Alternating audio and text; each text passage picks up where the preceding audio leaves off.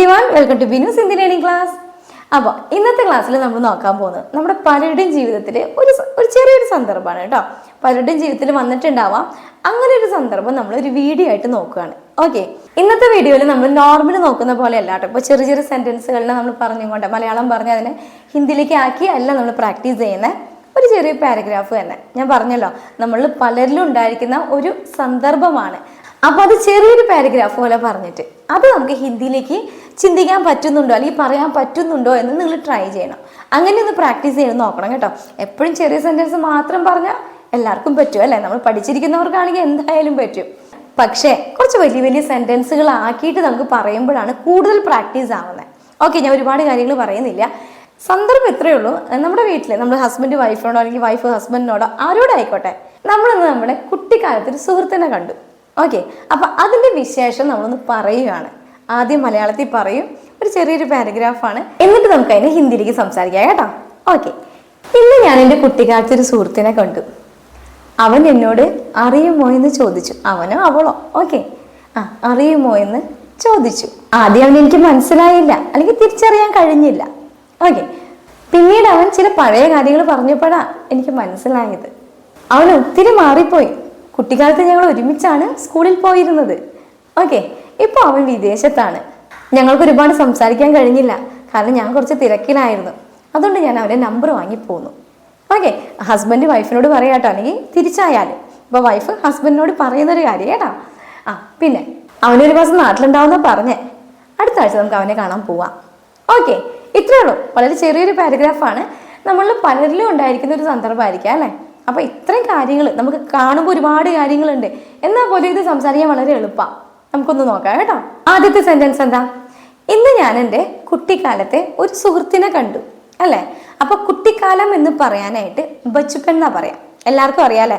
പെട്ടെന്ന് ഓർമ്മ വരില്ല, എന്നാലും ഈ ഒരു വാക്ക് എല്ലാവർക്കും അറിയുന്നതാ അല്ലേ? ആജ് മേ മേരെ ബച്ചുപ്പൻ കാ ഏക് ദോസ്ത് സെ മില.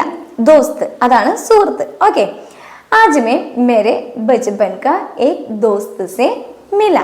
ഇന്ന് ഞാൻ എൻ്റെ കുട്ടിക്കാലത്തെ ഒരു സുഹൃത്തിനെ കണ്ടു. ക്ലിയർ ആയോ?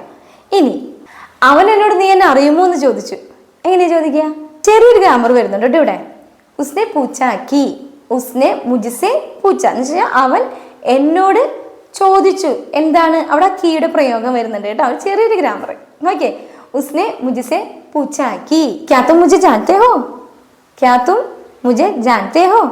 ക്യാ മുന്നിൽ വെച്ചൊന്നേ ഉള്ളൂ, അല്ലെങ്കിൽ മുझे जानते हो ക്യാ എന്നും ചോദിക്കാം. ക്യാ പുറകിലും വെക്കാം, എന്താണ് എളുപ്പം അത് വെക്കാം കേട്ടോ. അല്ലെങ്കിൽ അത് രണ്ടും വേണ്ട, ക്യാ വെച്ചില്ലെങ്കിലും കുഴപ്പമില്ല.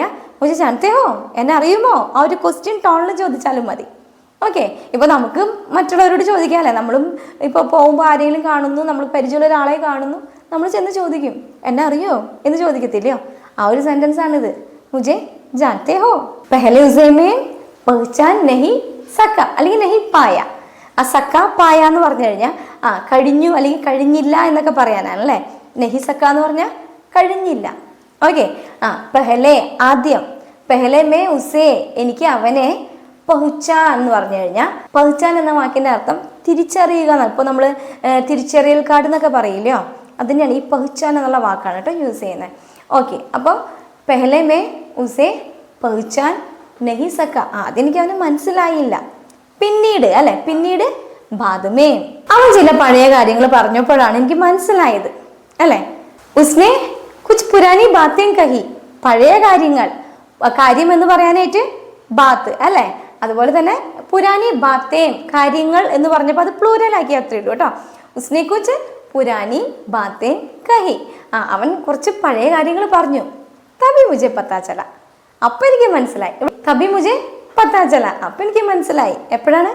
അവൻ കുറച്ച് പഴയ കാര്യങ്ങൾ പറഞ്ഞപ്പോൾ. ഉസ്നെ കുച്ച് പുരാനി ബാത്തേം കഹി തബി മുझे പത്താ ചല. ക്ലിയർ ആയ? അടുത്ത എന്തായിരുന്നു? അവൻ ഒത്തിരി മാറിപ്പോയി അല്ലേ? നമ്മൾ പലരെയും പറയാറുണ്ട് അവൻ ഒത്തിരി മാറിപ്പോയി അല്ലെങ്കിൽ അവൾ ഒത്തിരി മാറിപ്പോയി. അപ്പോൾ ആ ഒരു മാറിപ്പോയി എന്ന് പറഞ്ഞ അർത്ഥം എന്താണ്? ചേഞ്ച് ആയി എന്നുള്ളതാണ് അല്ലേ. വോ ബഹുത് ബദൽ ഗയാ ഹേ. ബദൽ ഗയാ എന്നാണ് കേട്ടോ. ബദൽന എന്ന് പറഞ്ഞാൽ ചേഞ്ച് ആവുക എന്നുള്ള അർത്ഥത്തിലാണ്. ഓക്കെ, ബദൽ ഗയാ ഹേ. ഇനി എന്താ? ഞങ്ങൾ കുട്ടിക്കാലത്ത് എപ്പോഴും ഒരുമിച്ചായിരുന്നു സ്കൂളിൽ പോയിരുന്നത് അല്ലേ. ബച്പൻ മേ ഹം ഹമേശ സാത്ത് മേ സ്കൂൾ ജാത്തേതേ അല്ലെങ്കിൽ വിദ്യാലയ ജാത്തേതേ. ബച്പൻ മേ എന്ന് പറഞ്ഞാൽ കുട്ടിക്കാലത്ത്. ഹം ഞങ്ങൾ. ഓക്കെ, ഹം ഹമേശ എല്ലായ്പ്പോഴും. സാത്ത് മേ സ്കൂൾ ജാത്തേതേ ഒരുമിച്ചായിരുന്നു, കൂടെ ആയിരുന്നു എന്നുള്ള അർത്ഥത്തിലാട്ടോ.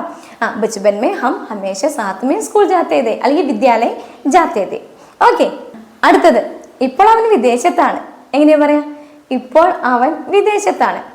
അഭി വോ വിദേശ് മേ ഹെ. വിദേശ് തന്നെ പറയാം കേട്ടോ. അഭി വോ വിദേശ് മേ ഹെ. ഞങ്ങൾക്ക് ഒരുപാട് സംസാരിക്കാൻ കഴിഞ്ഞില്ല അല്ലെ, അതല്ല അടുത്ത സെന്റൻസ്. ഞങ്ങൾക്ക് ഒരുപാട് സംസാരിക്കാൻ കഴിഞ്ഞില്ല. ഹം ജ്യാദ ബാത് നെയ് കർ പായേ. ഹം ജ്യാദ ബാത് നെയ് കർ പായേ എന്ന് പറഞ്ഞാൽ, അല്ലെങ്കിൽ കർ സക്കെ കേട്ടോ. സക്ത പായ, ഈ രണ്ട് വാക്ക് ഞാൻ ഒരുമിച്ച് പറയുന്നത് അത് നിങ്ങൾക്ക് അത് ക്ലിയർ ആവാൻ വേണ്ടിയിട്ടോ. എല്ലാ ക്ലാസ്സിലും ഈ രണ്ട് സെന്റൻസ് എവിടെ, ഈ രണ്ട് വാക്ക് എവിടെ വന്നാലും ഞാനിത് ഒരുമിച്ച് പറയാറുണ്ട് അല്ലേ. ഓക്കെ, ഹം ജ്യാദ ബാത് നെഹി കർ സക്കെ എന്ന് പറഞ്ഞാൽ ഞങ്ങൾക്ക് ഒരുപാട് സംസാരിക്കാൻ കഴിഞ്ഞില്ല. അതിനൊരു കാരണം ഉണ്ടാവും അല്ലേ. കാരണം എന്താ? ഞാൻ തിരക്കിലായിരുന്നു. അവനല്ല, ഞാൻ തിരക്കിലായിരുന്നു. മേത്തോട വ്യസ്തത, ഞാൻ കുറച്ച് തിരക്കിലായിരുന്നു എന്ന് പറയുന്ന. അതുകൊണ്ട് എന്താ ചെയ്തേ? ഞാൻ അവൻ്റെ നമ്പർ വാങ്ങിക്കൊണ്ട് പോകുന്നു അല്ലേ. ഇസ്ലിമേ ഉസ്ക നമ്പർ ലേക്കർ ആയ. ക്ലിയർ ആയോ? ഇനി എന്താ ലാസ്റ്റ് സെന്റൻസ് അല്ലേ. അവൻ ഒരു മാസം നാട്ടിലുണ്ടാവുന്ന പറഞ്ഞത്. നമുക്ക് അടുത്ത ആഴ്ച അവനെ കാണാൻ പോകാം എന്നാണ് അല്ലേ. അപ്പൊ അതെങ്ങനെയാ പറയണ്ടേ? അവനൊരു മാസം നാട്ടിൽ ഉണ്ടാകുമെന്നാണ് പറഞ്ഞത്. ഉസ്നെ കഹാക്കി. ഉസ്നെ കഹാക്കി അവൻ പറഞ്ഞു. എന്താണ് പറഞ്ഞത്? ഏക് മഹീനെ തക്ക് എന്ന് പറഞ്ഞാൽ ഒരു മാസം വരെ എന്നുള്ള അർത്ഥത്തില, അല്ലെങ്കിൽ ഏക് മഹീനെ ഒരു മാസം. ഓക്കെ, യഹാ രഹേഗ ഇവിടെ ഉണ്ടാകും. നാട്ടിൽ എന്ന് പറയുമ്പോൾ ദേശ് എന്നാണ് കേട്ടോ. വിദേശ് ദേശ് അങ്ങനെയാ വരിക. അതല്ല ഇവിടെ ഉണ്ടാകും എന്നാണെങ്കിൽ യഹാ രഹേഗ. അതല്ലെങ്കിൽ നമ്മൾ പറയും കേട്ടോ, നാട്ടിൽ പോവാന്ന് പറയുമ്പോൾ ഗാവ്, ഗാവ്മേ ജാരെ എന്ന് പറയും കേട്ടോ. ഗാവ് എന്ന് പറയുന്നത് വില്ലേജ് ആണ്. എന്നാലും നമ്മൾ പുറത്തുനിന്നൊക്കെ നാട്ടിൽ പോവാന്ന് പറയുന്നത് എങ്ങനെയാണ്? മേങ്കൽ ഗാവ് ജാവുങ്ക എന്നാ പറയാ. എന്ന് വെച്ച് കഴിഞ്ഞാൽ ഞാൻ നാളെ നാട്ടിൽ പോകും എന്നർത്ഥാക്കുന്ന. അപ്പൊ ഗാവ് എന്ന് കേട്ട് കഴിഞ്ഞാൽ ഇത്രയും മനസ്സിലാക്കിയാൽ മതി കേട്ടോ. നമ്മൾ നാട് എന്ന് പറയുന്നതാണ്. ഓക്കെ, അപ്പോൾ എന്താ പറഞ്ഞത്? ഒരു മാസം വരെ അല്ലെ. ഏക് മഹീനെ തക്ക്, ഒരു മാസം വരെ അല്ലെങ്കിൽ ഒരു മാസം. ഏക് മഹീനെ യഹാം രഹേഗ ഇവിടെ ഉണ്ടാകും എന്ന് പറയുന്ന. ഓക്കെ, അപ്പൊ ഈ രഹേഗ എന്ന് പറയുന്നത് ഇവിടെ ഉണ്ടാകും എന്നർത്ഥത്തിലും, അല്ലെങ്കിൽ താമസിക്കുക. രഹ്ന എന്ന് പറഞ്ഞാൽ താമസിക്കുക എന്നാണ് കേട്ടോ. അപ്പൊ രണ്ട് സിറ്റുവേഷനിലാണ് ഇത് യൂസ് ചെയ്യുന്നത്. അവൻ അവിടെയാണ് താമസിക്കുന്നതെന്ന് പറയാനായിട്ട് നമ്മൾ ആ രഹ്ന എന്നുള്ള വാക്ക് യൂസ് ചെയ്യുന്നു. ഇവിടെ ഉണ്ടാകും എന്ന് ഉദ്ദേശിക്കുന്നതിനാണ് ഈ രഹേഗ എന്നുള്ള വാക്ക് കേട്ടോ. ഒന്ന് നോട്ട് ചെയ്ത് പോകണം കേട്ടോ ഈ ഒരു വേർഡ്. ഓക്കെ, അപ്പൊ എന്താ പറഞ്ഞേ? ഉസ്നെ കഹാക്കി ഏക് മഹീനത്തേക്ക് യഹാ രഹേഗ. ഓക്കെ, പിന്നെ എന്താ പറഞ്ഞേ? അടുത്ത ആഴ്ച നമുക്ക് അവനെ കാണാൻ പോവാം അല്ലെ. അടുത്ത ആഴ്ച അഗലെ ഹഫ്തേ ഹം ഉസ്സെ മിൽനെ ജായേങ്കെ. ഇവിടെ മിൽന എന്ന് പറഞ്ഞാൽ കിട്ടുക എന്നുള്ള അർത്ഥമല്ല, കണ്ടുമുട്ടുക. നമ്മൾ നമ്മുടെ സീരീസ് എടുക്കുമ്പോൾ ഈ ഒരു വേർഡ് പറഞ്ഞിട്ടുണ്ട് അല്ലെ. പല സ്ഥലത്തും ഈ മിൽന, മില എന്നൊക്കെ പറയുന്നത് എന്താണ്? കിട്ടി അല്ലെങ്കിൽ കിട്ടുക എന്നുള്ള, കിട്ടും എന്നൊക്കെ പറയാനായിട്ട് ഒത്തിരി സെന്റൻസുകൾ നമ്മൾ യൂസ് ചെയ്തിട്ടുണ്ട് അല്ലേ. പക്ഷെ ആ സെയിം വേർഡ് തന്നെ ഈ ഒരു സിറ്റുവേഷനിൽ മില്ല എന്ന് പറയുമ്പോൾ മറ്റൊരു അർത്ഥം കൂടി നിങ്ങൾ മനസ്സിലാക്കുക. കണ്ടുമുട്ടുക എന്നുള്ള അർത്ഥമുണ്ട്. ഓക്കെ, അതാണ് ഈ ഒരു സിറ്റുവേഷൻ പറയുന്നത്. എന്താണ്? അകലെ ഹഫ്തെ അല്ലെങ്കിൽ അകലെ സപ്താഹ്, അടുത്ത ആഴ്ച എന്ന് പറയുന്ന. ഓക്കെ, ഹം ഉസ്സെ മിൽനെ ജായേങ്കെ. നമ്മൾ അവനെ കണ്ടുമുട്ടാൻ അതാ ഉദ്ദേശിക്കുന്നത് കേട്ടോ. മീറ്റ് ചെയ്യാൻ പോവാം എന്നാ പറയുന്നത് കേട്ടോ. അവനെ മീറ്റ് ചെയ്യാൻ നമുക്ക് പോകാം. ക്ലിയർ ആയോ? വളരെ ചെറിയൊരു പാരഗ്രാഫാണ്. നമ്മൾ ആ ഒരു പാരഗ്രാഫ് മലയാളത്തിൽ വായിക്കുമ്പോൾ വളരെ ബുദ്ധിമുട്ടായിട്ടൊക്കെ തോന്നും. പക്ഷേ അതിൽ ഓരോരോ സെൻറ്റൻസ് എടുത്തിട്ട് നമ്മൾ സംസാരിക്കുന്ന രീതിയാണ്. ഇപ്പം നമ്മൾ നോർമലി നാടൻ ഹിന്ദി എന്ന് പറയില്ലേ, നാടനായിട്ട് സംസാരിക്കുന്നതാണ് ഇപ്പോൾ കണ്ടത്. ഓക്കെ, അതിന് നമ്മൾ കുറച്ചുകൂടി നന്നായിട്ടൊരു പാരഗ്രാഫൊക്കെ ചെയ്ത് പറഞ്ഞു നോക്കിയെന്ന് മാത്രം. ചുമ്മാ നമുക്കൊരു സിറ്റുവേഷൻ സംസാരിക്കുന്ന രീതിയാണിത്. എന്തെന്ന്? ഞാൻ എൻ്റെ പഴയ കുട്ടിക്കാലത്തൊരു ഫ്രണ്ടിനെ കണ്ടു, അവൻ എന്നോട് അറിയുമെന്ന് ചോദിച്ചു, അതെനിക്കൊന്നും മനസ്സിലായില്ലേ. പിന്നെ അവൻ കുറേ പഴയ കാര്യങ്ങൾ പറഞ്ഞപ്പോഴാണ് എനിക്കെന്നെ മനസ്സിലായത്, അല്ലെങ്കിൽ എനിക്ക് അവനെ തിരിച്ചറിയാൻ കഴിഞ്ഞത്. മനസ്സിലാവുന്നുണ്ടോ? ആ ഒരു ടോണിലാണ് പറഞ്ഞത്. പക്ഷെ ഞാനിങ്ങനെ ഇരുന്ന് പറയുമ്പോൾ അതൊരു ക്ലാസ് പോലെ നിങ്ങൾക്ക് ഫീൽ ചെയ്യുന്ന കേട്ടോ. അപ്പോൾ നിങ്ങളൊന്ന് ട്രൈ ചെയ്യുക. ഇതുപോലെയുള്ള ചെറിയ ചെറിയ സന്ദർഭങ്ങൾ സ്വന്തം ലൈഫിലുണ്ടായ കാര്യങ്ങളാകുമ്പോൾ നിങ്ങൾക്ക് കുറച്ചുകൂടി കണക്ട് ചെയ്യാൻ പറ്റും. ഇപ്പം ഞാനൊരു കഥ പറഞ്ഞിട്ടാണ് എക്സ്പ്ലെയിൻ ചെയ്യുന്നതെങ്കിൽ നിങ്ങൾക്ക് അത്രയും അത് കണക്ട് ചെയ്യാൻ പറ്റുന്നില്ല. ഇതിപ്പോൾ നമ്മുടെ ലൈഫിൽ, പലരുടെയും ലൈഫിൽ, അതുപോലെ തന്നെ നിങ്ങൾ സ്വയമായിട്ട് ഇതുപോലെ ചെറിയ ചെറിയ പാരഗ്രാഫ്സ് ഉണ്ടാക്കിയിട്ട് ഒന്ന് ട്രൈ ചെയ്ത് നോക്കുക. ട്രൈ ചെയ്യുമ്പോൾ നിങ്ങൾക്ക് കിട്ടും. കാരണം കുറേ കാര്യങ്ങൾ അറിയുന്നവരല്ലേ. ഇത് വളരെ ഈസിയാണ്, ഒട്ടും ബുദ്ധിമുട്ടില്ലാത്ത കാര്യമാണ്. അപ്പോൾ ഇത് പ്രാക്ടീസ് സെക്ഷനിൽ വരുന്നൊരു ക്ലാസ് ആയതുകൊണ്ടാണ് ഞാൻ ഇങ്ങനെ ഒരു ക്ലാസ് ഇട്ടേ കേട്ടോ. അപ്പോൾ ഇന്നത്തെ ക്ലാസ് ഇത്രയേ ഉള്ളൂ. എന്നും പറഞ്ഞ പോലെ തന്നെ ആരെങ്കിലും സബ്സ്ക്രൈബ് ചെയ്യാതെ പുതുതായിട്ട് കാണുന്നുണ്ടെങ്കിൽ ഒന്ന് സബ്സ്ക്രൈബ് ചെയ്ത് കാണാൻ മറക്കരുത് കേട്ടോ. മാത്രമല്ല പുതിയ ആളുകൾ നമ്മുടെ 50 ഡേയ്സ് പ്ലേലിസ്റ്റ് നോക്കിയാൽ കിട്ടും നിങ്ങൾക്ക് 50 ഡേയ്സ് ചലഞ്ച്. അതൊന്ന് ഫോളോ ചെയ്യണം. കാരണം ആ ക്ലാസ്സസ് എല്ലാം ചെയ്തിട്ട് പ്രാക്ടീസ് ക്ലാസ്സസ് ചെയ്യുന്നതായിരിക്കും കുറച്ചും കൂടി നല്ലത് കേട്ടോ. പിന്നെ വീഡിയോ മറ്റുള്ളവരിലേക്ക് ഉപകാരപ്പെടുന്നെങ്കിൽ ഷെയർ ചെയ്തെടുക്കാണ്ട് മറന്നു പോരുത്. പിന്നെ വീഡിയോ ഇഷ്ടപ്പെടുകയാണെങ്കിൽ ഉപകാരപ്പെടുന്നുണ്ടെങ്കിൽ ഒരു ലൈക്ക് ചെയ്യാനും മറക്കരുത്. ഓക്കെ, അപ്പോൾ അടുത്ത ക്ലാസ്സിൽ കാണാം. ബൈ.